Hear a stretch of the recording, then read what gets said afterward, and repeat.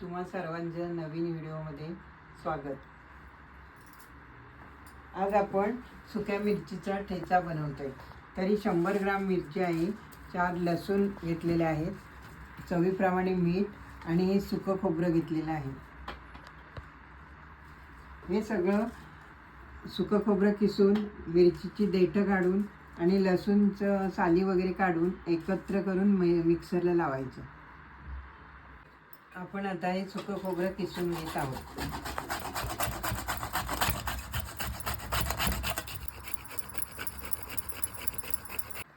आता सुकी मिरचीची देठं काढून घेऊया।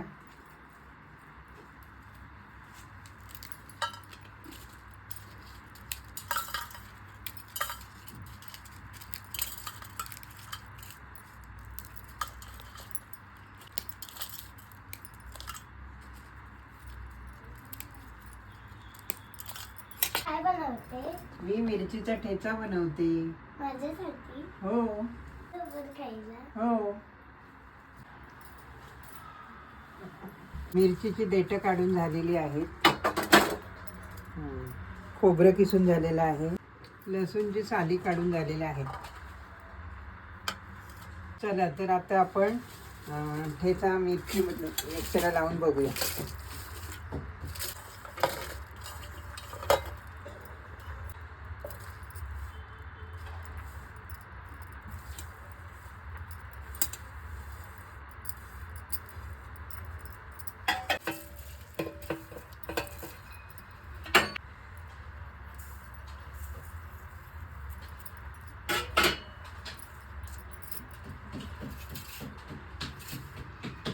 आता हे सगळं मिक्सरमध्ये टाकून झालेलं आहे।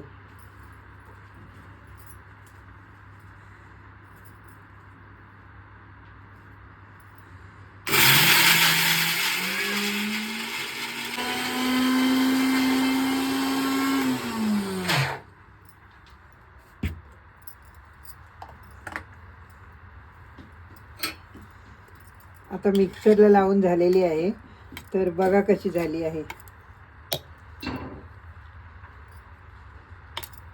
पाणी न टाकता केलेली चटणी आहे, कारण लसणीमुळे ओलसरपणा आलेला आहे। पाणी अजिबात टाकलेलं नाहीये। तुझा ठेचा झाला का? हो, रेडी। असा आपला ठेचा तयार झालेला आहे। भाकरी आणि चपाती बरोबर खाऊ शकतो। असा आपला ठेचा तयार झालेला आहे। तुम्ही पण करून बघा आणि नक्की कळवा।